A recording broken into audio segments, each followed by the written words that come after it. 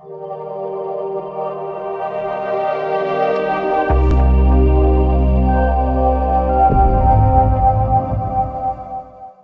दोस्तों, welcome to discover Rajasthan. आज की इस वीडियो में हम लेखांकन की जो प्रक्रिया है, प्राथमिक एवं द्वितीय पुस्तकें और वित्तीय विवरण का टॉपिक कवर करेंगे। तो चलिए शुरू करते हैं।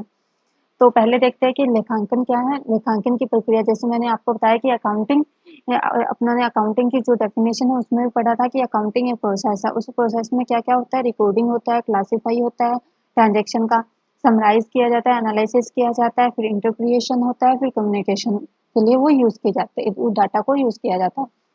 तो इसमें लाइन बाय लाइन अपने देखेंगे कैसे कैसे होता है। जैसे पहले अपने देखते हैं इसमें रिकॉर्डिंग। रिकॉर्डिंग के अंदर क्या होता है, अपने ये अकाउंट जनरल एंट्री वगैरह करते हैं, अकाउंट वगैरह बनाते हैं। तो मैं आपको इसका डिटेल में दोनों को जैसे रिकॉर्डिंग में अपने पास क्या आएगा, रिकॉर्डिंग करते हैं अपने एंट्री की, जनरल एंट्री की। पहले मैं आपको इसमें बता दूं, फिर अपने थ्योरी कवर करेंगे वहां से। रिकॉर्डिंग रिकॉर्डिंग में अपने क्या करते हैं, जनरल एंट्री में करते हैं, पहले कोई भी ट्रांजेक्शन होगा उसकी जनरल एंट्री, या फिर क्या किया जाता है,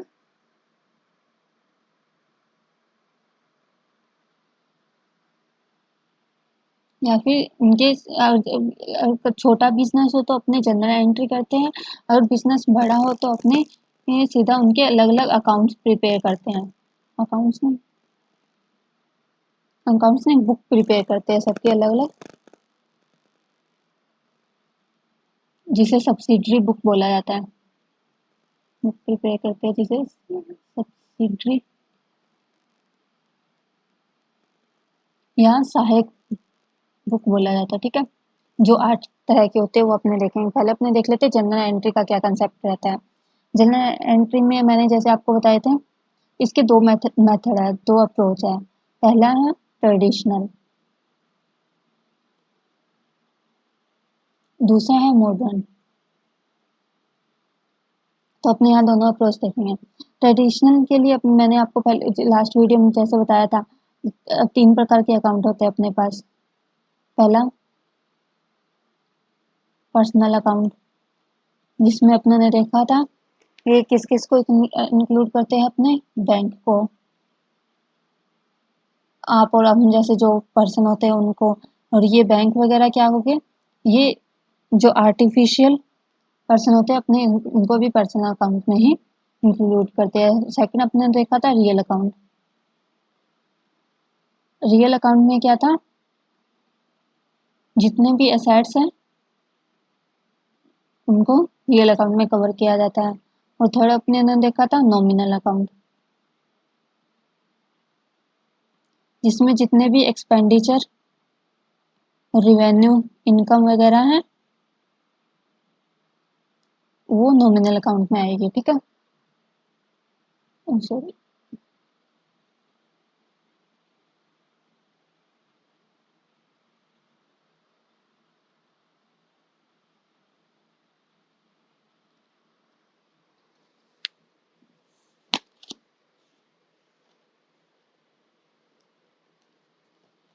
तो इसमें क्या होता है, जैसे पर्सनल अकाउंट के लिए कोई भी ट्रांजैक्शन अगर पर्सनल अकाउंट से रिलेटेड हो, और कोई भी ट्रांजैक्शन अगर पर्सनल अकाउंट से रिलेटेड हो तो कौन सा रूल फॉलो होगा, रूल फॉलो होगा, प्राप्त करने वाले को अपने क्या करेंगे, जो प्राप्त करने वाले होंगे उसको डेबिट करेंगे, और जो देने वाला होगा उसको क्रेडिट करेंगे। तो इसमें होता है डेबिट द रिसीवर और क्रेडिट द गिवर। तो इस और जो रियल अकाउंट है उसमें क्या करेंगे, जो बिजनेस में जो चीज आ रही है, आने वाले को क्या करेंगे, डेबिट करेंगे, और जो चीज अपनों से जा रही है उसे उसे क्रेडिट करेंगे। ठीक है, और नॉमिनल अकाउंट में क्या किया जाता है, जो भी जितने भी अपने एक्सपेंडिचर है उनको डेबिट करेंगे, और जितने भी इनकम है उनको क्रेडिट करेंगे। तो इन्हें अकाउंटिंग के 3 गोल्डन रूल्स बोला जाता है। पर्सनल अकाउंट में क्या क्या होता है, debit the receiver, credit the giver. Real account में क्या होता है, debit what's come in, credit what goes out. और नॉमिनल अकाउंट में क्या होता है, डेबिट ऑल एक्सपेंसेस और क्रेडिट ऑल इनकम। ठीक है, ये होगी ट्रेडिशनल अप्रोच।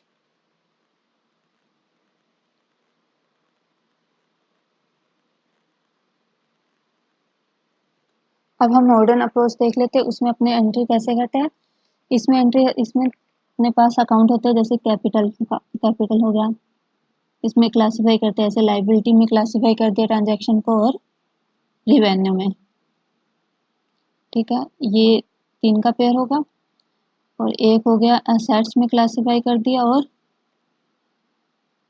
एक्सपेंसेस में। तो इन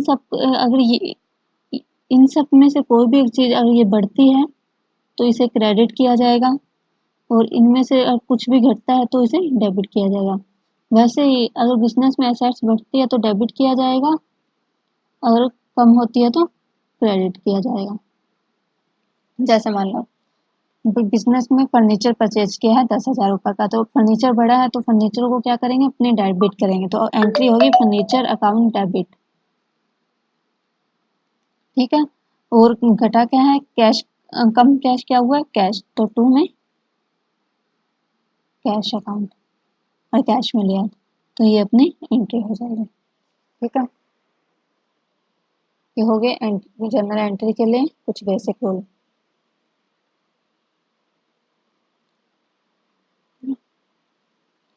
अगर छोटा बिजनेस है तो अपने एक ही अकाउंट में सभी प्रकार की एंट्री वगैरह कर लेते हैं, जिसे जनरल एंट्री बोला जाता है या जनरल अकाउंट बोला जाता है। लेकिन अगर अपना बिजनेस बड़ा है तो अपने को अलग हर ट्रांजेक्शन के लिए अलग अलग बुक्स बनानी रहती है। तो उसके लिए ये जो सब्सिडरी बुक्स है, ये इसमें लिमिट,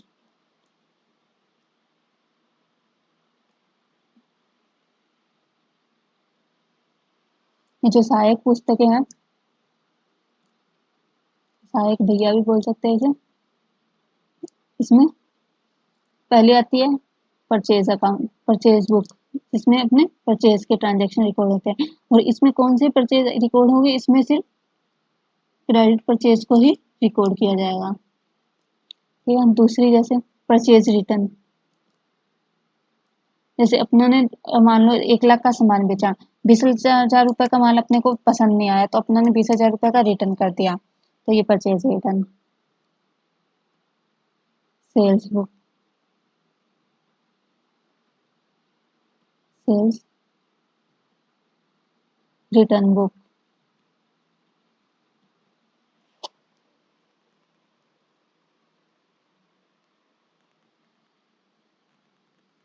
बिल्स रिसीवेबल बुक, ये मैंने आपको लास्ट वीडियो में बताया था, बिल्स रिसीवेबल कौन होता है। सिक्स, बिल्स पेबल बुक, सातवां कैश बुक। ठीक है, ये अपने पास 8 प्रकार के सहायक भैया होते हैं।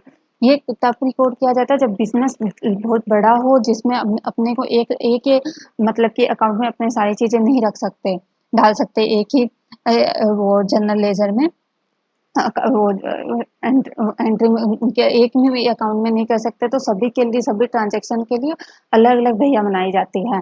जैसे परचेज बुक है, इनमें उनके अकॉर्डिंग ट्रांजेक्शन किए जाते हैं। ठीक है, और ये होगी। और इसमें भी ट्रांजेक्शन में भी ये होता है कि जैसे मान लो अगर परचेज, मान लो कोई बिजनेस है, बड़ा बिजनेस है, तो मान लो ऐसे उसने परचेज बुक बना ली मान लो, तो इसका मतलब वो परचेज अकाउंट बनाएगा या नहीं बनाएगा, उसे परचेज अकाउंट बनाने की जरूरत पड़ेगी या नहीं बनेगी। तो इसका आंसर है उसे परचेज अकाउंट बनाने की जरूरत रहेगी, क्योंकि अपने परचेज बुक में सिर्फ क्रेडिट ट्रांजेक्शन को ही रिकॉर्ड किया जाता है, लेकिन परचेज अकाउंट में क्रेडिट और कैश के दोनों के ट्रांजैक्शन रिकॉर्ड किए जाते हैं। तो अगर बड़ा बिजनेस है तो ये किसका सब्सिडरी है, ये अपने स्टार्टिंग में जो जनरल एंट्री करते हैं ये उसका सब्सिडरी है। इसके लिए जो प्रमुख रोमनाथ जो भी जनरल वाला अकाउंट है वो नहीं बनाना पड़ता, इसके लिए अपने को सब्सिडी उसका सब्सिडी है कि अपनों ने अलग अलग सबके अकाउंट बना लिए हैं, लेकिन इसमें परचेज अकाउंट बनाना रहता है। लेकिन जैसे अपने कैश बुक बनाते हैं ना, तो अगर कैश बुक बनाते हैं तो अपने को ये कैश अकाउंट बनाने की ज़रूरत नहीं रहती, क्योंकि इसमें दोनों में ही सिर्फ कैश के ट्रांजैक्शन होते हैं, तो ये दोनों सेम ही हो जाते हैं। तो अगर आपने कोई भी फर्म या वगैरह में कैश बुक बना रहे हैं तो कैश अकाउंट बनाने की ज़रूरत नहीं रहती। ठीक है, तो अब पहले अपने इसमें से ये पढ़ लेते हैं। थ्योरी।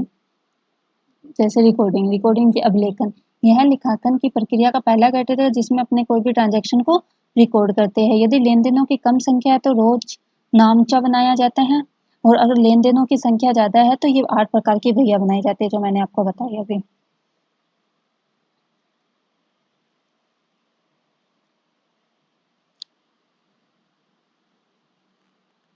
जैसे इसमें कहा गया है रोकड़ बही और प्राथमिक बही, द्वितीय बही दोनों एक है। जैसे मैंने बोला कि अगर मान लो उसमें अपने परचेज़ अकाउंट बनाते हैं, परचेज़ बुक बनाते हैं तो परचेज़ अकाउंट अपने को बनाना रहेगा, लेकिन इसमें कैश अकाउंट बुक बनाते हैं तो कैश अकाउंट बनाने की अलग से कोई भी आवश्यकता नहीं है, क्योंकि रोकड़ बही और कैश अमाउंट का प्रारूप एक जैसा ही होता है, ठीक है। रोजनामचा, यह उस संस्था द्वारा बनाया जाता है जिसमें लेन-देनों की संख्या कम होती है, और इसे प्रारंभिक बुक के रूप में भी कहा जाता है। कि अगर क्वेश्चन में ये आ जाए कि क्वेश्चन सॉरी एग्जाम में ये क्वेश्चन आ जाए कि प्रारंभिक बुक किसे कहा जाता है अकाउंटिंग में, तो रोजनामचा को प्रारंभिक बुक भी कहा जाता है, ठीक है। रोजनामचा में लेन-देनों की संख्या का लेन-देन रिकॉर्ड करने की क्रिया को ही अभिलेखन कहा जाता है। रिकॉर्डिंग में अपने देखा था, ये इसका फर्स्ट अकाउंटिंग का फर्स्ट स्टेप है वो होता है रिकॉर्डिंग। रिकॉर्डिंग किसको बोला जाता है, जो भी अपने जर्नल एंट्री या जो एंट्री रिकॉर्ड करते हैं उसे को ही अभिलेखन बोला जाता है। रोजनामचा में कालक्रम व्यावसायिक लेन-देनों की एंट्री की जाती है। कालक्रम यानी क्रोनोलॉजिकल ऑर्डर में ही इसकी एंट्री की जाती है। जैसे 1 मई को कोई भी ट्रांजैक्शन हुआ, फिर 5 मई को कोई ट्रांजैक्शन हुआ, तो उसके उसके वो टाइम के अकॉर्डिंग ही इसमें एंट्री की जाती है, जो केवल मौद्रिक प्रकृति का होना ज़रूरी है, ठीक है। तो इसमें जैसे डेट यहाँ पे होगी, पर्टिकुलर यहाँ पे एंट्री आएगी, यहाँ फ़ोलियो नंबर आएगा, यहाँ डेबिट की अमाउंट आएगी, यहाँ क्रेडिट की अमाउंट आएगी, ठीक है।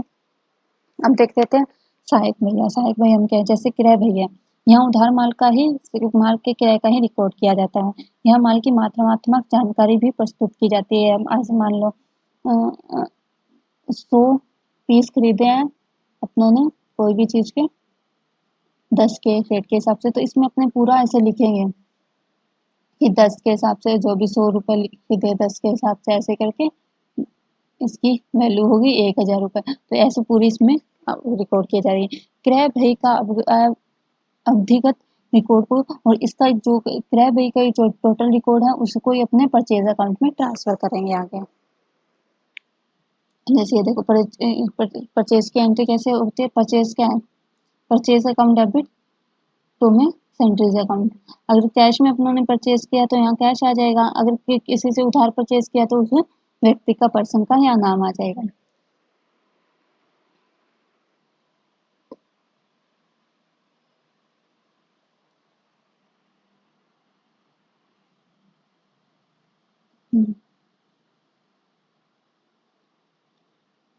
अब इसमें देखते हैं उधार माल क्रय भय में रिकॉर्ड किया जाता है। उधार संपत्ति क्रय प्रमुख रोजनामचा में रिकॉर्ड की जाती है। सिर्फ क्रय को ही क्रय भय में रिकॉर्ड किया जाएगा।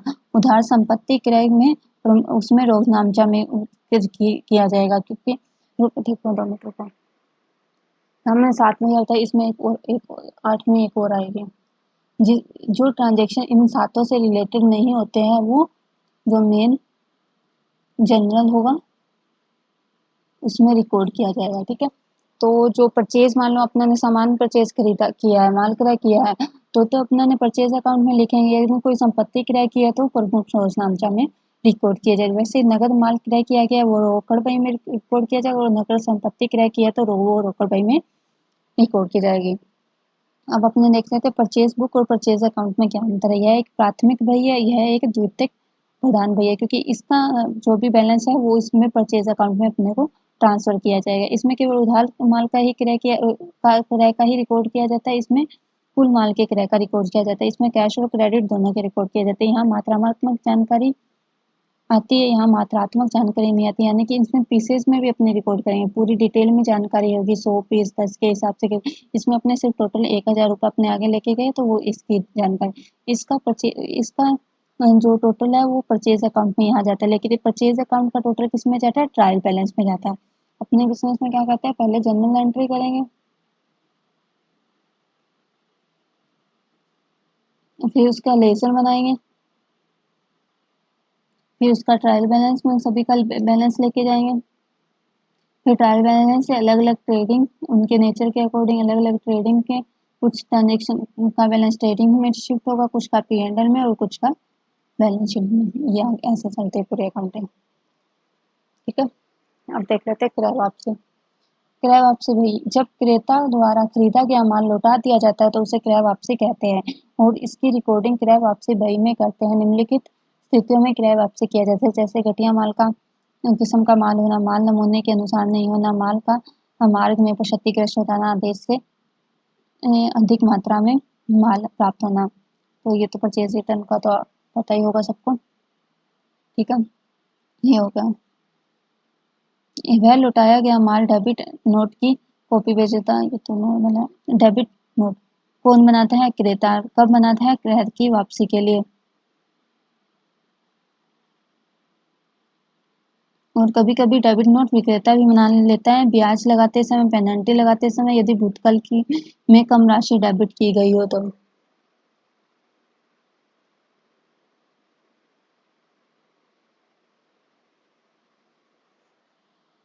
और क्रेडिट नोट बनाता है विक्रेता और जब विक्रय की वापसी के समय। डेबिट नोट परचेज की वापसी के समय बनाता है कौन? जो परचेज करता है वो। लेकिन क्रेडिट नोट कौन बनाता है? सेलर बनाता है जब विक्रेता की वापसी के लिए। रोकड़ बही, यह वही प्राथमिक और द्वितीय दोनों की भूमिका निभाता है। रोकड़ बही बनाने के बाद नकद खाता बनाने की आवश्यकता नहीं होगी क्योंकि इन दोनों का प्रारूप एक जैसा होता है। रोकड़ बही में नकद संबंधी सारे लेनदेन आयगत, पूंजीगत, चालू वर्ष, वित्तीय वर्ष के रिकॉर्ड किए जाते हैं। ठीक है, और ये कितने प्रकार की होती है? एक खाने वाली, दो खाने वाली, तीन खाने वाली और फुटकर रोकड़। यही जो आगे देखते हैं। जैसे एक खाने में क्या है? इस रोकड़ बही में केवल नकद प्राप्ति और भुगतान का ही रिकॉर्ड किया जाता है, बैंक लेन देनों का पता नहीं, क्योंकि इसमें एक ही कॉलम होता है अमाउंट का। तो इसमें क्या किया जाता है? सिर्फ कैश को के ट्रांजेक्शन को ही रिकॉर्ड किया जाता है, बैंक का कोई भी ट्रांजेक्शन या बैंक के बैलेंस को कोई कहीं भी नहीं दिखाया जाता। ठीक है, दो खाने वाले में क्या होता है? दो खाने में वाले में दो वो अमाउंट के कॉलम होते हैं, जिसमें एक में कैश और दूसरे में डिस्काउंट दिखाया जाता है। एक में कैश रिसीव डिस्काउंट अलाउ दिखाया जाता है, एक में कैश पेमेंट और डिस्काउंट जितना भी रिसीव हुआ है उसे दिखाया जाता है।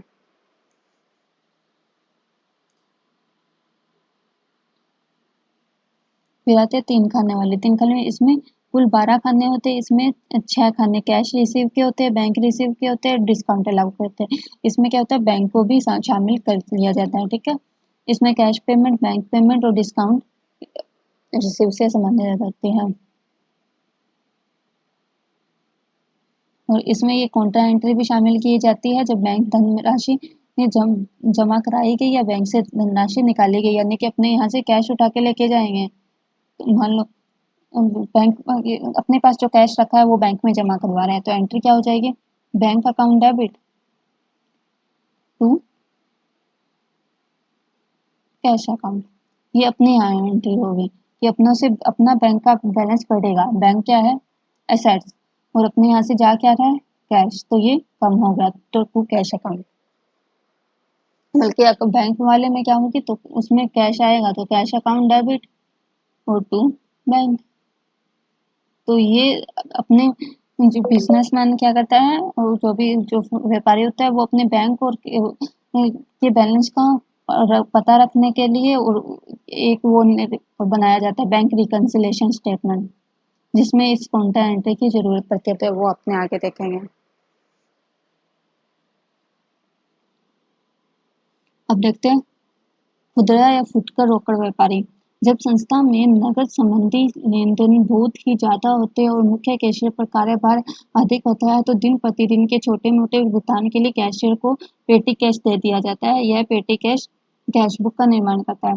जैसे आजकल क्या होता है, अपने छोटे मोटे पेमेंट भी यूपीआई से ट्रांजेक्शन कर लेते हैं। जैसे 2 रुपए का, आपका 10 रुपए का वो भी ट्रांजेक्शन, 50 रुपए का ट्रांजेक्शन, 100 रुपए का ट्रांजेक्शन हो जाता है। अपने हर बार अपने बैंक अकाउंट से ये पेमेंट करने की बजाय और अपने पेटीएम के वॉलेट में पैसे रख लें। एक बार लेके रख ले, जैसे 1,000 रुपए है, वो अपने को पता है 10 दिन चल जाएंगे, 20 दिन चल जाएंगे, फिर उससे पेमेंट करें। तो यहाँ पे बैंक वाले अकाउंट पे ज़्यादा इफेक्ट नहीं पड़ेगा, वहाँ ज़्यादा एंट्रियाँ शो नहीं होगी। वैसे ये सेम चीज़ है, इसमें कैशियर पर हर एक छोटी चीज़ का भार ना पड़े, इसके लिए उसे पेटी कैश दे दिया जाता है, जिसमें जो दिन प्रतिदिन के जो भी खर्चे होते हैं छोटे मोटे वो उसी से में एंट्री हो जाती है। देखो पेटी कैश बुक अग्रिम पद्धति पर आधारित होती है, क्योंकि उसे पैसे पहले ही मिल जाते हैं, क्योंकि इसमें निश्चित अवधि समाप्त होने के पश्चात जितनी धनराशि खर्च की गई उतनी धनराशि वापस से प्राप्त कर ली जाती है। पेटी कैश का शेष संपत्ति में होता है। पेटी कैश का निर्माण सारता अवधारणा पर होता है, क्योंकि सारता अवधारणा में अपना ने देखा ही था कि सिर्फ महत्वपूर्ण चीज़ों पर ध्यान देना चाहिए। छोटी-मोटी चीज़ों को, जैसे उसमें अपनों ने एक एग्जांपल देखा कैलकुलेटर को अपनों ने एसेट्स में दिखाया, क्योंकि वो छोटी संपत्ति है या जो दैनिक कार्यों में यूज़ की जाती है, तो उसको अपने सारता के कंसेप्ट के अकॉर्डिंग उसे अपना ने उसका खर्चा P&L में दिखाया था। पेटी कैश में स्टाम्प्स खर्चे, स्टेशनरी के, यात्रा के, चाय नाश्ता के खर्चे के जितने भी एंट्री होती है वो पेटी कैश के खर्चे पेटी कैश के कैश से ही किए जाते हैं।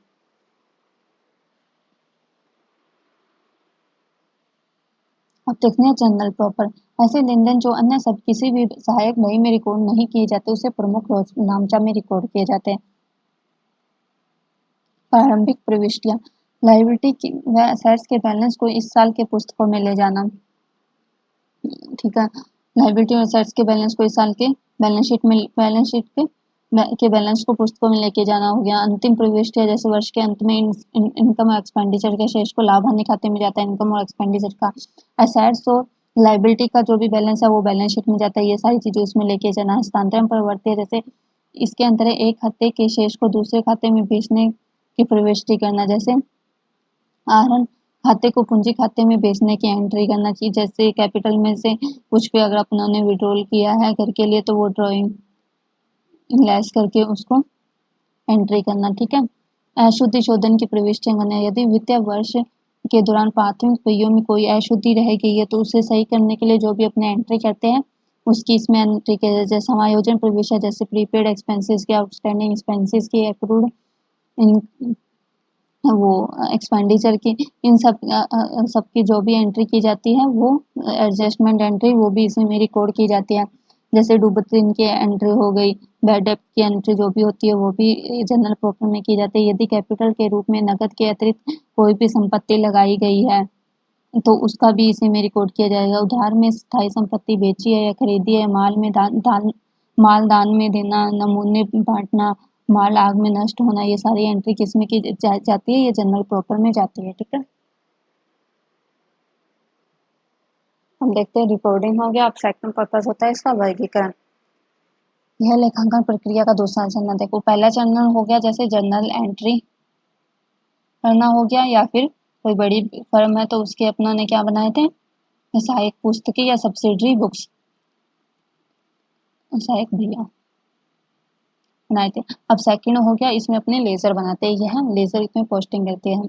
यह लेखांकन प्रक्रिया का दूसरा चरण। इसके अंदर खाता बहिया तैयार किए जाते हैं, इसमें लेजर अकाउंट तैयार किया जाता है। इसमें जो भी जनरल एंट्री के बैलेंस वगैरह होते हैं वो इस लेजर अकाउंट में ट्रांसफर किए जाते हैं। खाता बही को द्वितीयक बही या गुण पुस्तक कहते हैं। जैसे जनरल एंट्री वगैरह की जाती है जो जनरल प्रॉपर होता है उसमें प्राथमिक पुस्तकें कहते हैं, वैसे ही जनरल लेजर को जो लेजर अकाउंट बनते हैं हर एक एक्सपेंडिचर के और हर एक एंट्री के, तो उसका को द्वितीयक बही बोला जाता है। ठीक, खाते बनाने की प्रक्रिया को क्या कहते हैं, खतौनी कहते हैं। कि जनरल एंट्री के जनरल से जो भी ट्रांजैक्शन उठा के अपने जिसकी लेजर में उठा के रखेंगे उसका बैलेंस ट्रांसफर करेंगे तो उस प्रोसेस को क्या बोला जाता है, या तो खतौनी बोला जाता है या पोस्टिंग बोला जाता है। ठीक है, कि अपनों ने पोस्टिंग की वहां से उठा के इसमें।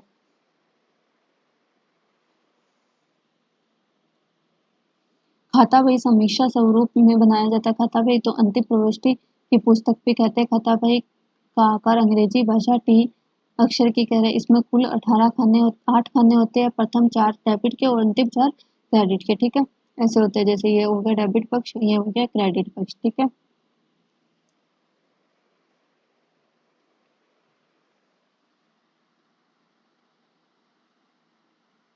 इसमें जैसे मैंने आपको पहले बताया था कैपिटल, सॉरी, कैपिटल कैपिटल का, लाइबिलिटी का और जो भी रिवेन्यू वगैरह होते हैं वो सारे क्रेडिट पक्ष में होते हैं। और जो असेट्स और एक्सपेंडिचर होते हैं वो किस में होते हैं, डेबिट में होते हैं। ठीक है, अभी यह खातों के प्रकार देखते हैं। जैसे व्यक्तिगत खाता, पर्सनल अकाउंट अपना देखते हैं। इसमें प्राकृतिक व्यक्तिगत आते हैं, कृत्रिम व्यक्तिगत आते हैं और प्रतिनिधि व्यक्तिगत खाता यानी जो रिप्रेजेंटेटिव अकाउंट होते हैं, जैसे अपना ने पढ़ा था prepaid expenses, outstanding expenses, accrued income, ये सारी चीज़ें किस में आती है, ये रिप्रेजेंटेटिव अकाउंट में आती है। अव्यक्तिगत खाता यानी कि इम्पर्सनल अकाउंट में कौन कौन से व्यक्तिगत में आ गए, ये वो अव्यक्तिगत में क्या आएंगे, वास्तविक खाता और नाममात्र का खाता। वास्तविक खाता में क्या आता है, एसेट्स और लाइबिलिटी, और नाममात्र या अवास्तविक खाते में क्या आता है, इनकम और एक्सपेंडिचर। ठीक है, ये देखो सारी चीजें और भी बताइए भैया। इसलिए बकाया ऋण और पूर्णतः कैपिटल एंड ड्रॉइंग होगी, ये सारी चीजें कैसे में आती है, रिप्रेजेंटेटिव अकाउंट्स में आती है। अव्यक्तिगत खाते, अव्यक्तिगत खाते में ये खाते केवल संपत्तियों से संबंधित होते हैं, इसमें शेष केवल डेबिट रहता है, तो जो बैलेंस शीट में जाता है। ठीक है, जैसे गुडविल वगैरह, स्टॉक वगैरह, कैश हो गया, कैश एट बैंक हो गया, ये सारे इसमें आते हैं। नाममात्र के खाते, इसमें इनकम, एक्सपेंडिचर या प्रॉफिट लॉस से संबंधित होते हैं, इन खातों का शेष नहीं निकाला जाता, इन खातों का शेष नहीं निकाला जाता, मतलब कि इन खातों का शेष जो भी है वो बैलेंस शीट में ना जाकर किस में जाता है, प्रॉफिट एंड लॉस में जाता है। तो इसे प्रॉफिट एंड लॉस में ट्रांजैक्शन वो ट्रांसफर किया जाता है, ना कि बैलेंस शीट में ट्रांजैक्शन। इन खातों को अगले साल कैरी फॉरवर्ड में नहीं किया जाता, क्योंकि ये P&L में जाता है, और बैलेंस शीट के ही जो बैलेंस शीट में ही जो वो क्या बोलते हैं, जो चीज़ें शो की जाती है, जो भी आइटम शो किए जाते हैं, उनको ही आगे कैरी फॉरवर्ड किया जाता है। इन खातों की सहायता से शुद्ध लाभ हानि खाता यानी प्रॉफिट एंड लॉस तैयार किया जाता है। ये कौन सा अकाउंट हो, जैसे वेजेस अकाउंट हो गया, सैलरी अकाउंट हो गया, रेंट पेड हो गया, रेंट रिसीव हो गया, इंटरेस्ट पेड हो गया, ये सारे अकाउंट होते हैं।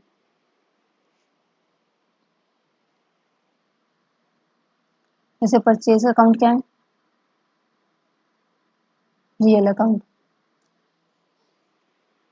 ठीक है, सेल अकाउंट क्या, रियल अकाउंट। डेप्रिसिएशन क्या है, खर्चा है, ये नॉमिनल अकाउंट है। डिस्काउंट अलाउड क्या है, ये भी खर्चा है, ये नॉमिनल अकाउंट है। डिस्काउंट रिसीव क्या है, ये भी खर्चा है, ये नॉमिनल अकाउंट है। ठीक है, प्रोविजन फॉर डेप्रिसिएशन ये क्या हो गया, रियल अकाउंट हो गया। ठीक है, प्रोविजन फॉर डाउटफुल डेप्ट ये क्या हो गया, एक रिप्रेजेंटेटिव अकाउंट है, तो ये प्रोविजनल पर्सनल अकाउंट हो गया। ठीक है,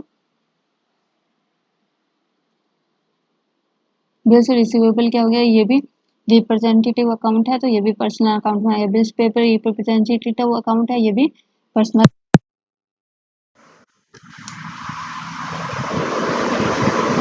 जैसे वास्तविक खाते में क्या होता है, पाने वाले को डेबिट करते हैं और देने वाले को क्रेडिट करते हैं। व्यक्तिगत खाते में सॉरी, वास्तविक खाते में क्या करते हैं, आने वाली चीज़ों को डेबिट करते हैं और जाने वाली चीज़ों को क्रेडिट करते हैं। नाममात्र खाते में क्या करते हैं, खर्चा व आने को डेबिट करते हैं और लाभ व आय को क्रेडिट किया जाता है। ठीक है, अमेरिकन अप्रोच इनके अनुसार 5 खाते तैयार किए जाते हैं, जैसे बताया था। जो असेट्स अकाउंट, एक्सपेंडिचर अकाउंट, ये डेबिट प्रकृति के होते हैं। इनकम, लायबिलिटी, ये अकाउंट सारे क्या होते हैं, क्रेडिट प्रकृति के होते हैं। इसमें क्या होता है, अंत में बढ़ाने के लिए असेट्स क्या होता है, जब बढ़ती है तो क्या किया जाता है, डेबिट किया जाता है, और जब घटती है तो क्रेडिट किया जाता है। और इनकम और लायबिलिटी अकाउंट में क्या होता है, जब ये बढ़ते हैं तो क्रेडिट किया जाता है और घटते हैं तो डेबिट किया जाता है। ठीक, देखो ये टेबल के रूप में भी दिखा रखा है, इसे आप इजी समझ सकते हो। अब इसका थर्ड जो है संक्षिप्तीकरण, यह तीसरा चरण होता है। इसमें तलपट या वित्तीय विवरण तैयार किए जाते हैं। जैसे मैंने आपको बताया, पहला हो गया जनरल हो गया, दूसरा लेजर वाला हो गया, तीसरा तीसरा ये हो गया संक्षिप्तीकरण में। इसमें अपने क्या होता है कि लेजर से जो भी अपने बैलेंस वगैरह निकलता है वो अपने एक तलपट या ट्रायल बैलेंस में लेके जाता है। ट्रायल बैलेंस में इसलिए लेके जाते हैं ताकि उसमें कुछ अशुद्धियों का पता लगाया जा सके। कुछ भी गलतियाँ हुई है तो उसमें कुछ गलतियों का अपना मैथमेटिकल जो भी एरर होती है उसका इसमें पता लगाया जा सकता है। तो ये तलपट बनाने के बाद अपने ट्रेडिंग अकाउंट, P&L अकाउंट और बैलेंस शीट वगैरह तैयार किए जाते हैं। पुस्तकालन के अंतर्गत रिकॉर्डिंग, क्लासीफाई आते हैं, परंतु कार्य की दृष्टि से सहायक पुस्तकें बनाना, खाता बही बनाना, तलपट बनाना शामिल होता है। तलपट में क्या होता है, यह वित्तीय विवरण का भाग नहीं थी। अगर एक क्वेश्चन है कि फाइनेंशियल स्टेटमेंट का कौन सा भाग नहीं है, तो ट्रेडिंग अकाउंट, ये P&L अकाउंट और ये बैलेंस शीट, ये किसके पार्ट है, ये फाइनेंशियल विवरण, वित्तीय विवरण के पार्ट है फाइनेंशियल स्टेटमेंट के। लेकिन ये तलपट क्या है, ये फाइनेंशियल स्टेटमेंट का पार्ट नहीं है। यह दोहरा प्रणाली पर आधारित नहीं है, क्योंकि सिर्फ इसमें एक एक की ही एंट्री की जाती है। ये खाता भाई नहीं है, ये बनाना भी अनिवार्य नहीं होता। ये एक एज ऑन डेट या एज ये किसी फाइनेंशियल पीरियड की नहीं बनाई जाती, बल्कि एक एज ऑन डेट पे बनाई जाती है। और ये भी जरूरी नहीं कि अपने 31 मार्च को ही बनाई, ये साल में कितनी बार भी बनाया जा सकता है और कभी भी बनाया जा सकता है। ठीक है। तलपट की सहायता से अपने क्या करते हैं, गणितीय अशुद्धियों का पता लगाया जाता है। तलपट की सहायता से वित्तीय विवरण, व्यापार खाता, लाभ हानि खाता, चिट्ठा बनाने में अपने को आसानी होती है। तलपट खाता वो ये वित्तीय विवरण के बीच की कड़ी है। जैसे अपनों ने पहले क्या बनाई, लेजर अकाउंट बनाए। ठीक है। लेजर अकाउंट के बैलेंस को सीधा अपने फाइनेंशियल स्टेटमेंट वगैरह तैयार ना करने की बजाय अपने बीच में एक ट्रायल बैलेंस बना लेते हैं, ताकि सीधी गलती अपने को कुछ भी मैथमेटिकल एरर हो या कुछ भी गड़बड़ हो तो अपने को यहाँ अपने उसे वो पता लगा पाए, ताकि उसमें गड़बड़ ना हो अपने। तो ये एक इन दोनों के बीच में एक कड़ी का काम करती है। तलपट के दोनों पक्ष, डेबिट और क्रेडिट पक्ष का मिलान होना ही लेखांकन शुद्धता का परिमाण नहीं है। देखो, माना कि जैसे अपने उसमें बनाते हैं, ऐसे ट्रायल बैलेंस बनाते हैं ना, इसमें डेबिट होता है, इसमें क्रेडिट होता है। ये दोनों हमेशा बराबर होने चाहिए। मान लो ये 100 रुपये है और ये 200 रुपये, तो इसका मतलब इसमें कुछ ना कुछ मैथमेटिकल एरर है। लेकिन अगर मान लो ये भी 200 रुपये है और ये भी 200 रुपये, तो अपने इसे अभी भी 100% श्योर नहीं हो सकते कि ये एकदम सही है अपने, क्योंकि ये कुछ चीज़ों को छोड़, कुछ वो अशुद्धियाँ हैं, कुछ उसको नहीं पता लगा पाता। जैसे सैद्धांतिक अशुद्धि के जैसे पूर्ण मूल की अशुद्धि या क्षतिपूर्त अशुद्धि। जैसे अभी क्षतिपूर्त अशुद्धि देखते हैं। मान लो अपनों ने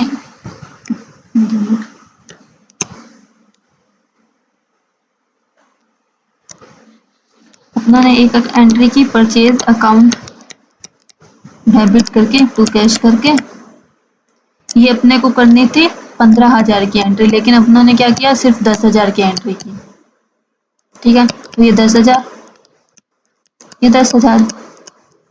फिर अपनों ने अगले महीने और क्या किया, परचेज अकाउंट डेबिट, फिर परचेज और की टू कैश। इसमें अपने को क्या करनी थी, इसमें अपने को करनी थी 15,000 की एंट्री, लेकिन अपनों ने की थी सिर्फ 10,000 की। और इसमें अपने को करनी थी 20,000 की एंट्री, लेकिन अपनों ने क्या कर दी, 25,000 की एंट्री। तो ये 5-5 हजार रुपए ना यहाँ कंपनसेट हो गए पूरे क्षतिपूरक।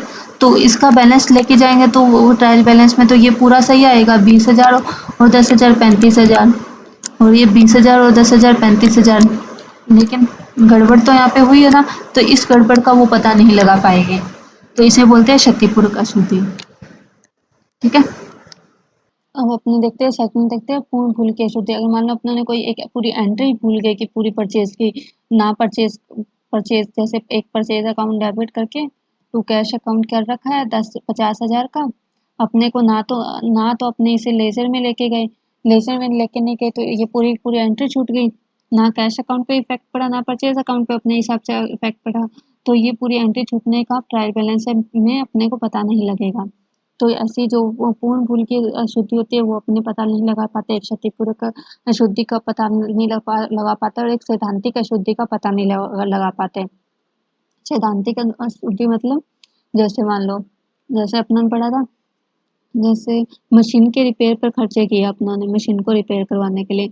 तो अपने को क्या करना है, खर्चे हैं, खर्चे को क्या किया जाता है, जब खर्चे बढ़ते हैं तो डेबिट किया जाता है। तो अपने को क्या करना था, रिपेयर अकाउंट डेबिट करना था।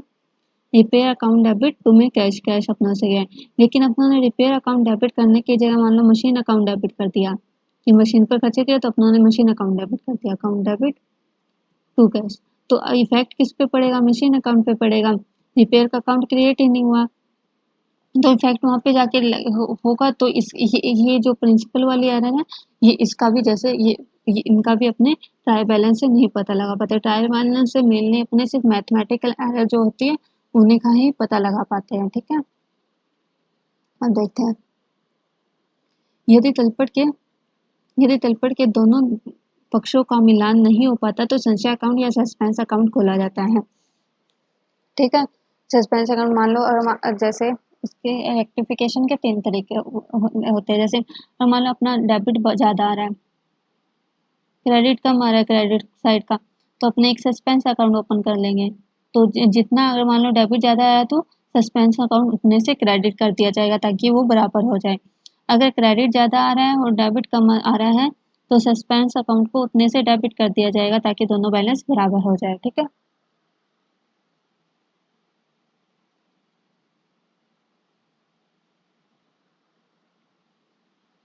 और अगर डेबिट और क्रेडिट दोनों ही बराबर हो तो क्या किया जाता है, तो उसकी एक एडजस्टमेंट एंट्री की जाती है।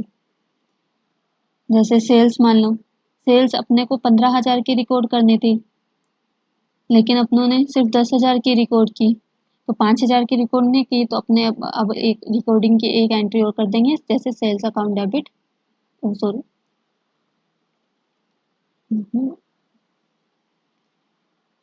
कैश अकाउंट डेबिट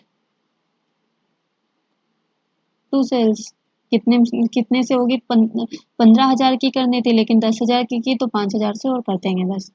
ये हो गया ट्रायल बैलेंस को, ये जो सुधार की एंट्री होती है रेक्टिफिकेशन के लिए एरर, तो ये एंट्री की जाती है। ठीक है, अगर ऐसा भी क्वेश्चन आ सकता है कि ट्रायल बैलेंस के जो जो वो क्या बोलते हैं उसे, रेक्टिफिकेशन के लिए कौन सा अकाउंट बनाया जाता है, तो सस्पेंस अकाउंट बनाया जाता है। ठीक है, तलपट बनाने की 3 विधि है, शेष विधि, योग विधि और शेष भाग विधि।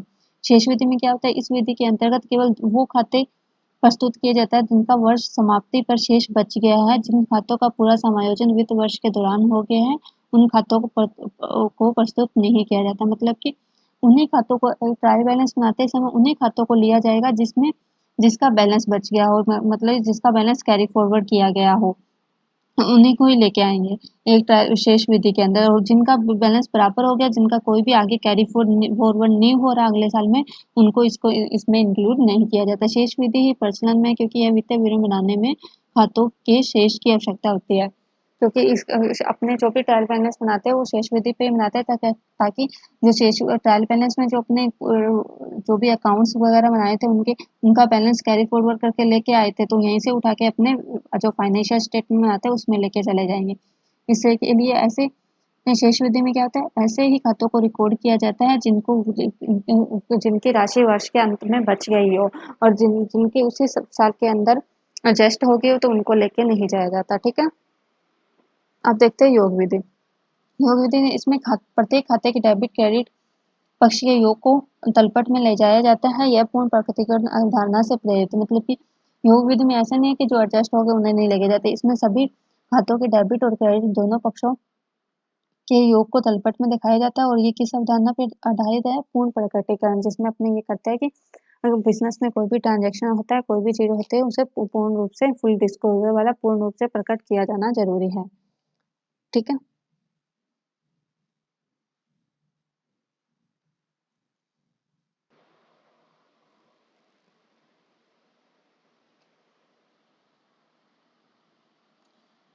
योग विधि और शेष विधि, इसमें क्या होता है, इसमें अमाउंट के 4 खाने होते हैं। शेष विधि और योग विधि दोनों का विवरण होता है। इसमें दोनों चीजें दोनों उठा के लेके जाते हैं। ठीक है, अमाउंट के, क्योंकि इसमें अमाउंट के 4 खाने होते हैं, डेबिट और क्रेडिट पक्ष लेके जाया जाता है, और वहां से जितने भी जो भी ट्रांजेक्शन होते हैं वो सारे इसमें दिखाए जाते हैं। ठीक है, अब देखते हैं वित्तीय विवरण। इसके अंतर्गत व्यापार खाता, ट्रेडिंग खाता और बैलेंस शीट बनाया जाता है। यदि उपकरण द्वारा कच्चे माल को प्रक्रय करके अंतिम उत्पादन बनाने का क्रिया काम होता है, तो एक अतिरिक्त अकाउंट बनाया जाता है जिसे निर्माणी खाता कहा जाता है। मान लो कोई मैन्युफैक्चरिंग फर्म है, तो उसके लिए एक मैन्युफैक्चरिंग अकाउंट भी बनाया जाता है। निर्माणी खाते की सहायता से उत्पादन की लागत का पता लगाया जाता है इससे। ठीक है, मैन्युफैक्चरिंग अकाउंट में क्या होता है, जैसे ओपनिंग स्टॉक जो वर्क इन प्रोग्रेस है वो शो किया जाएगा। ठीक है, फिर यहाँ इसमें परचेज में रॉ मटेरियल अपने जो भी लेके आए वो जितने उसे बनाने में वेजेस लगी वो डेबिट की जाएगी। फैक्ट्री रेंट डेबिट किया जाएगा, मशीनरी डेप्रिसिएशन डेबिट किया जाएगा, और बिल्डिंग पे जो भी डेप्रिसिएशन लगा है वो डेबिट किया जाएगा। यहाँ फिर क्लोजिंग स्टॉक आ जाएगा, वर्क इन प्रोग्रेस में जो भी क्लोजिंग स्टॉक का स्क्रैप वैल्यू आ जाएगी रॉ मटेरियल की, और यहाँ से कॉस्ट ऑफ प्रोडक्शन अपने लिए निकल के आ जाएगा। ठीक है, तो ये क्यों कौन बनाता है, जो मैन्युफैक्चरिंग फर्म होता है उसके द्वारा बनाया जाता है। मैन्युफैक्चरिंग फर्म में इसमें जो भी पावर में वो लगी कैरिड इनवर्ड, वो जो फ्रेट वगैरह लगा उसे फैक्ट्री से वहां तक लाने के लिए, अपनी फैक्ट्री में लाने की कस्टम ड्यूटी, लाइटिंग वगैरह का ये सैलरी, फैक्ट्री वर्कर को जो भी सैलरी वगैरह थी वो उसमें दिखाई दे जाती है। व्यापार खाते से अपने ग्रोस प्रॉफिट या ग्रोस लॉस की गणना की जाती है। इस अकाउंट में विक्रय की तुलना में बिके हुए माल की लागत के साथ आती है। यह अंतिम प्रविष्टियों के कारण बनाया जाता है। जैसे देखो मान लो ये अपना ने बनाया मैन्युफैक्चरिंग क्यों बनाया जाता है, ताकि अपने को कॉस्ट ऑफ प्रोडक्शन का पता लगा पाए। फिर बनाया जाता है ट्रेडिंग अकाउंट क्यों बनाया जाता है, ताकि अपने ग्रोस प्रॉफिट या ग्रोस लॉस का कैलकुलेशन कर सके। जैसे ट्रेडिंग अकाउंट ईयर एंड में जैसे बनाया जाता है, इसमें देखो ओपनिंग स्टॉक फिनिश गुड्स का कितना ओपनिंग स्टॉक है वो आ जाएगा, ठीक है। फिर अपनों ने कितनी परचेज की वो आ जाएगा। फिर डायरेक्ट एक्सपेंसेस कितने लगे, डायरेक्ट एक्सपेंसेस मतलब अगर फैक्ट्री में जो माल है तो उसको प्रोसेस वगैरह करने में, और फैक्ट्री से वो बाहर सेल के लिए निकलने तक के जितने भी खर्चे होते हैं वो उसमें इंक्लूड होते हैं, डायरेक्ट एक्सपेंसेस, ठीक है। इसके बाद नेट सेल्स, नेट परचेज और नेट सेल्स का यहाँ मतलब है परचेज में से परचेज रिटर्न को लेस कर दिया गया है, ठीक है। और ऐसे इसमें सेल में से सेल्स रिटर्न को लेस कर दिया गया जो नेट सेल्स आती है, ठीक है। इसके बाद बाय क्लोज जो भी होता है वो क्लोजिंग स्टॉक में जो है वो क्लोजिंग स्टॉक में। अगर अपने डिफरेंस इस साइड बचता है तो वो ग्रोस प्रॉफिट माना जाता है डेबिट साइड, अगर डिफरेंस क्रेडिट साइड बच रहा है तो इसे ग्रोस लॉस माना जाता है।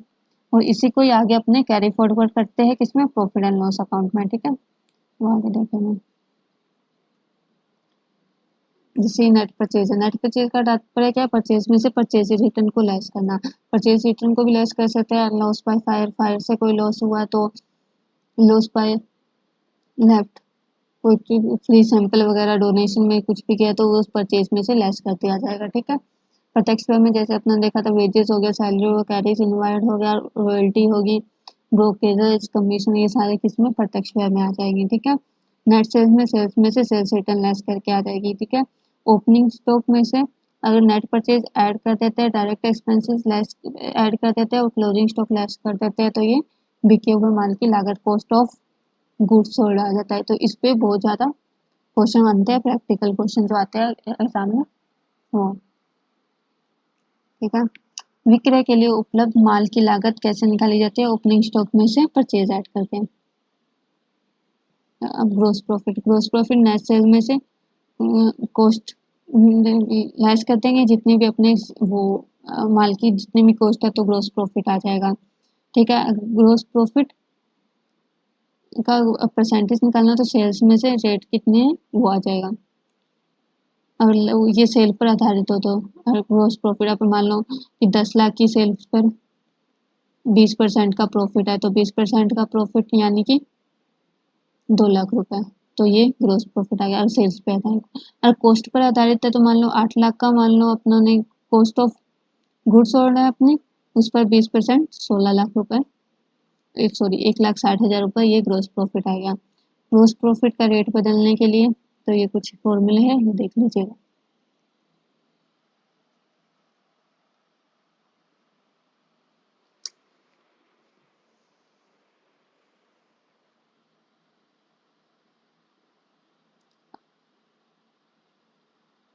जैसे ग्रोस प्रॉफिट का रेट कॉस्ट पर 50% है तो सेल पर कैसे कितना होगा, कॉस्ट पे 50%, तो 2 कॉस्ट है 1 प्रॉफिट है, टोटल कितना हुआ है 3 सेल है। तो सेल पर करने के लिए 1 प्रॉफिट है 3 सेल है तो ये सेल में कन्वर्ट हो जाएगा। जैसे ये देखो 3 क्या है कॉस्ट है, 1 क्या है अपना प्रॉफिट है, 4 क्या हुई सेल हुई, प्रॉफिट कितना हुआ 1, ये हो गया सेल पे। तो ऐसे अपने कर सकते हैं इसे, ठीक है। अब आगे देखते हैं प्रॉफिट एंड लॉस। प्रॉफिट यह खाता शुद्ध लाभ हानि खाता, ये नेट प्रॉफिट या नेट लॉस का पता लगाने के लिए इसका कैलकुलेशन किया जाता है। इसमें क्या क्या होता है, नॉमिनल अकाउंट के जो भी बैलेंस जो होता है उसमें अकाउंट बनाते हैं, जो उसमें जो भी बैलेंस बचता है वो इसमें कैरी फॉरवर्ड किया जाता है। ट्रेडिंग अकाउंट का ग्रोस प्रॉफिट या ग्रोस लॉस से इसकी शुरुआत की जाती है, ठीक है। और मान लो वहाँ ग्रोस प्रॉफिट आया तो वो ग्रोस प्रॉफिट यहाँ दिखाया जाएगा, ठीक है। और ग्रोस लॉस आया तो यहाँ पे लॉस दिखाया जाएगा, ठीक है। यहाँ इनडायरेक्ट एक्सपेंसेस आते हैं, यहाँ इनडायरेक्ट इनकम आते हैं, यहाँ लॉस होना चाहिए। और यहाँ से नेट प्रॉफिट या नेट लॉस यहाँ से निकल के आता है, ठीक है। नेट प्रॉफिट क्या मतलब होता है, ग्रोस प्रॉफिट में से इनडायरेक्ट एक्सपेंसेस इनकम ऐड कर दो, इनडायरेक्ट एक्सपेंसेस लेस कर दो। ये इनडायरेक्ट एक्सपेंसेस के कुछ एग्जांपल जैसे salary wages carries outward, carries inward को डायरेक्ट एक्सपेंसेस माना जाता है और जो कैरीज आउटवार्ड है उनको इनडायरेक्ट एक्सपेंसेस माना जाता है। एडवर्टाइजमेंट के, रेंट के हो गए, इंटरेस्ट के हो गए, डेप्रिसिएशन वगैरह के, फ्री सैंपल, इलेक्ट्रिसिटी वगैरह, ये सारे इनडायरेक्ट एक्सपेंसेस हैं, ठीक है। इनडायरेक्ट इनकम, इनडायरेक्ट इनकम यानी डिस्काउंट अलाउ हो गया, बैड डेट रिकवर हो गया, इंटरेस्ट रिसीव हो गया, profit on sale of assets होगी, ये डिविडेंड रिसीव, ये सारे क्या इनडायरेक्ट इनकम माना जाता है, ठीक है। अब आती है बैलेंस शीट। बैलेंस शीट क्या है? ये एक खाता नहीं है, इसे अपने बोलते हैं स्टेटमेंट, ठीक है। यह वित्तीय विवरण है जो निश्चित तिथि को बनाया जाता है, ठीक है। जिन आर्थिक स्थिति या तरलता शोधन क्षमता का पता लगाने के लिए बनाया जाता है। चिट्ठी में क्या होता है? दो पक्ष होते हैं बैलेंस शीट में, एक तो लाइबिलिटी साइड होता है, एक एसेट साइड होता है। चिट्ठी में डेबिट व क्रेडिट पक्ष नहीं होता है, और इसमें टू और बाई का, जैसे अपना ने ट्रेडिंग और पी&एल में टू और बाई से स्टार्ट किया था, इसमें जो भी डेबिट के साइड कोई भी ट्रांजेक्शन आता है वो टू से आता है, और क्रेडिट के साइड को जो भी ट्रांजेक्शन रिकॉर्ड होता है उसे अपने ने बाई के साथ रिकॉर्ड किया था। लेकिन बैलेंस शीट में ऐसा नहीं होता है, बैलेंस शीट में टू और बाई का उपयोग नहीं किया जाता।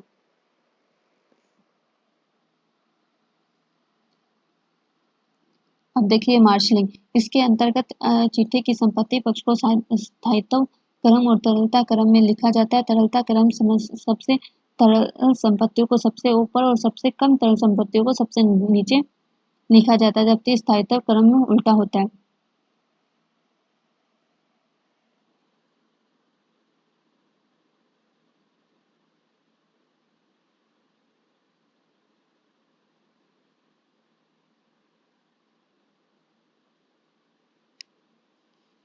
इसमें अपने क्या करते हैं, सबसे जो लिक्विडिटी जिसमें कम होती है उन एसेट्स को ऊपर रखे जाता है, जैसे फिक्स एसेट्स हो गए। फिक्स एसेट्स को अपने इतनी जल्दी नहीं बेच सकते, इनका लाभ भी लंबे समय तक रहता है, तो ये फिक्स एसेट्स को सबसे ऊपर लिखा जाता है, और बाकी जो भी है करंट एसेट्स वगैरह उनको नीचे लिखा जाता है, ठीक है। सबसे अधिक तरल संपत्ति कैश इन हैंड होती है, सबसे कम क्या होती है? गुडविल होती है। ग्रुपिंग, जब बैलेंस शीट के विभिन्न खातों को विशेष रूप दिया जाता है तो उसे ग्रुपिंग किया जाता है, जैसे फिक्स एसेट्स का ग्रुप हो गया, करंट एसेट्स का एक ग्रुप हो गया, उन्हें ग्रुपिंग बोला जाता है। बैलेंस शीट में केवल पर्सनल और रियल खाते ही आते हैं, नॉमिनल खाते लाभ हानि खाते में अपने कार्य चुके हैं, ठीक है। बैलेंस शीट देखते हैं, जैसे जैसे इसमें लाइबिलिटी साइड में कैपिटल होगी, जिसमें अपना कैपिटल में इन्वेस्टमेंट और बढ़ाई है इस साल तो ऐड कर देंगे, नेट प्रॉफिट ऐड कर देंगे, अगर लॉस हुआ तो वो लेस करेंगे, और ड्राइंग जो अपनों ने ड्राइंग की है बिजनेस से वो लेस कर देंगे। फिर लॉन्ग टर्म लाइबिलिटी आएगी, फिर बैंक लोन वगैरह आएंगे, ठीक है। फिर मॉर्गेज लोन, फिर करंट लाइबिलिटी। करंट लाइबिलिटी में जैसे क्रेडिटर हो गया, आउटस्टैंडिंग एक्सपेंसेस हो गया, अनअर्न्ड इनकम हो गया, बैंक ओवरड्राफ्ट। एसेट साइड में एसेट साइड में फिक्स एसेट्स हो गए, फिक्स एसेट में इंटेंजिबल एसेट में गुडविल, पेटेंट, कॉपीराइट, और टेंजिबल में land, building, machinery, car. Investment में क्या हो जाएगा? इन्वेस्टमेंट हो जाएगी। करंट एसेट्स में क्या होगा? डेटर्स हो गए, स्टॉक हो गए, prepaid expensive, accrued expensive, short term. Investment में कैश इन हैंड और कैश एट बैंक हो जाएगा, ठीक है। और फुट नोट में अपने कंटीजेंट लायबिलिटी लिखेंगे। अब एक क्वेश्चन, जैसे कंटीजेंट लायबिलिटी किस बेस पर आधारित होती है? किस प्रिंसिपल पर, किस अवधारणा पर बेस होती है? ये होती है अपने रूढ़िवादिता, कन्वर्जन की अवधारणा पे। एकल व्यापारी व साझेदारी में बैलेंस शीट का प्रारूप निर्धारित होता है, जबकि कंपनी के टाइम पे वो एक फॉर्मेट डिसाइड किया जाता है।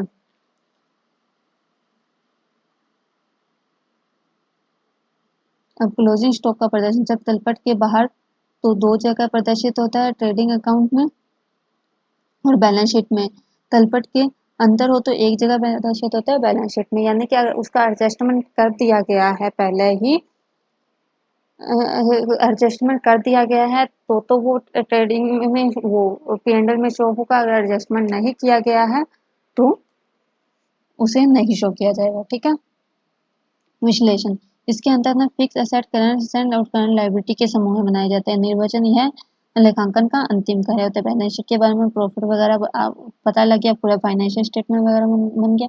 इसके अंतर्गत खातों और समूह के मध्य संबंध स्थापित किया जाता है, और इसमें अनुपात निकाला जाता है। मतलब कि विश्लेषण में क्या होता है कि अपने जैसे ये fix asset, current asset, current liability के समूह बना लिए, हम बिजनेस की क्या पोजीशन है, क्या शोधन क्षमता है, क्या सोल्वेंसी रेशियो है, क्या लिक्विडिटी रेशियो है, ये आगे रेशियो वाले चैप्टर में पढ़ेंगे। ये रेशियो विश्लेषण के लिए निकाले जाते हैं, ठीक है। फिर कम्युनिकेशन, यह लेखांकन का अंतिम चरण है। इसके उपयोगकर्ता को सूचनाएं पहुंचाई जाती है ताकि वे निर्णय ले सके। यदि प्रश्न में लेखांकन का अंतिम कार्य पूछा जाता है और विकल्प में संप्रेषण मौजूद नहीं होता तो निर्वचन, मान लो ये कम्युनिकेशन इसमें दे ही नहीं रखा ऑप्शन में, तो अपने विश्लेषण वो निर्वचन को इसका अंतिम कार्य बोल सकते हैं। ठीक है, तो यहाँ अपना ये चैप्टर आज खत्म करते हैं। अगली वीडियो में इसके एमसीक्यू डिस्कस करेंगे। ठीक है, तब तक के लिए बने रहिए राजस्थान डिस्कवर के साथ।